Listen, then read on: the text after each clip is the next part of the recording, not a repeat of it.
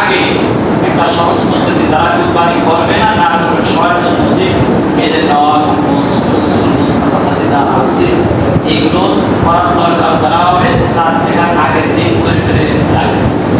আর ওই 9 দিন আর হাত ধরে দেন নখ বড় হয়ে গেলে 9 দিন যে কাটবে মোস বড় হয়ে গেলে কাটতে ঈদুল আজহার নামাজ পড়ে আসার পরে কাটাকাটি ছোটাছুটি যা কিছু করবে হাদিসের ভিতরে আছে ওই আমল নামায় কুরবানির সওয়াব হয়ে যাবে। সুবহানাল্লাহ। এটা সহজ হুকুম নাকি বলে হাদিস যাই হোক না কেন একটু দুর্বল হলেও ফাজাইলের যে আমল একটা হাদিসের দিক দিয়ে এই বুঝে রাখতে আমল হবে। এই জন্যই চাঁদ দেখার আগে আমরা এগুলো করবো, এই জিলহজ মাসের চাঁদ দেখার পর থেকে আর ওই 9 দিন আমরা এগুলো কাটাকুটি করবো। খেয়াল থাকবে সবাই ইনশাআল্লাহ। কুরবানি করার জন্য আমরা সবাই প্রস্তুতি গ্রহণ করি। যে দর্শন হয় যে না সমস্যা নাই এবার করতে পারবো, ওই পর্যন্ত হইলে হবে তাহলে করলে করতে পারবো।